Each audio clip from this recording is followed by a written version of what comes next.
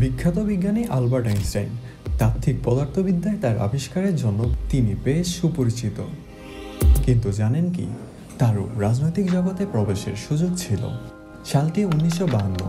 ইসরায়েলের প্রথম রাষ্ট্রপতি চেম ওয়াইজম্যানের মৃত্যুর পর প্রধানমন্ত্রী ডেভিড বেন গুরিয়নের নেতৃত্বে ইসরায়েলি সরকার আইনস্টাইনকে রাষ্ট্রপতি পদের প্রস্তাব দেয়। তবে তার কোনো রাজনৈতিক যোগ্যতা নেই বলে সেই প্রস্তাব প্রত্যাখ্যান করেন আলবার্ট আইনস্টাইন। চলুন আজকের এই পর্বে জেনে আসা যাক, ইসরায়েলের প্রেসিডেন্ট হওয়ার প্রস্তাব পেয়েও কেন ফিরিয়ে দিয়েছিলেন আইনস্টাইন।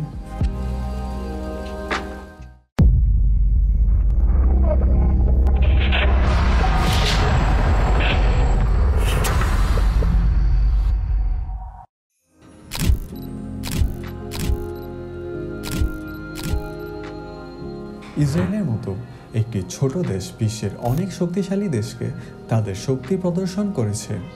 ইসরায়েল হলো বিশ্বের একমাত্র ইহুদি দেশ। একই সময়ে মহান বিজ্ঞানী আলবার্ট আইনস্টাইন, যাকে গত শতাব্দীর সবচেয়ে উজ্জ্বল ব্যক্তি হিসেবে বিবেচনা করা হয়, তিনিও একজন ইহুদি ছিলেন। তাকে ইসরায়েলের দ্বিতীয় প্রেসিডেন্ট হওয়ার জন্য প্রস্তাব দেওয়া হয়েছিল, তবে তার কোনো রাজনৈতিক যোগ্যতা নেই বলে তিনি সেই প্রস্তাবটি প্রত্যাখ্যান করেছিলেন।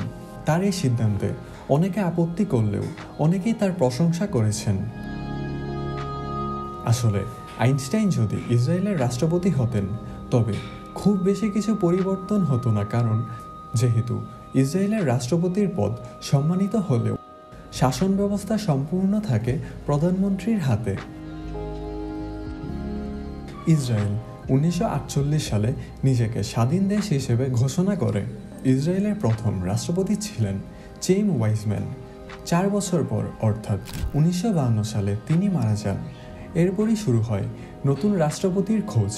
প্রথম রাষ্ট্রপতি চেম ওয়াইজম্যান ছিলেন আলবার্ট আইনস্টাইনের একজন বড় ভক্ত। তিনি বলেছিলেন যে আইনস্টাইন এই পৃথিবীতে সর্বশ্রেষ্ঠ জীবিত ইহুদি। তার মতামত মাথায় রেখে বিদেশ মন্ত্রক আইনস্টাইনকে রাষ্ট্রপতি পদের প্রস্তাব দেয়। আব্বা ইবনান, যিনি সেই সময় আমেরিকায় ইসরায়েলের রাষ্ট্রদূত ছিলেন, তিনিও আইনস্টাইনকে রাষ্ট্রপতি হওয়ার জন্য সুপারিশ করেছিলেন। প্রধানমন্ত্রী ডেভিড বেন গুরিয়নও চেয়েছিলেন আইনস্টাইন যেন এই প্রস্তাব গ্রহণ করেন। এত চাপ সত্ত্বেও মহান বিজ্ঞানী সম্মানের সঙ্গে রাষ্ট্রপতি হতে অস্বীকার করেছিলেন। তিনি প্রধানমন্ত্রীকে চিঠি লিখে ধন্যবাদ জানিয়ে বলেন, এই পদের জন্য তার কোনো অভিজ্ঞতা নেই, তিনি এর জন্য নিজেকে যোগ্য মনে করেন না, তিনি বিজ্ঞানের জগতেই থাকতে চেয়েছিলেন। তিনি প্রস্তাব প্রত্যাখ্যানের পর শুরু হয় নতুন বিতর্ক। অনেকে বলেছেন যে এটি একটি ভালো সুযোগ যা সমগ্র দেশকে উপকৃত করবে। আইনস্টাইনের প্রচুর সম্ভাবনা ছিল। একই সময়ে কিছু লোক আবার তার প্রশংসা করে বলেছেন যে আইনস্টাইন তার সীমাবদ্ধতা সম্পর্কে সচেতন ছিলেন।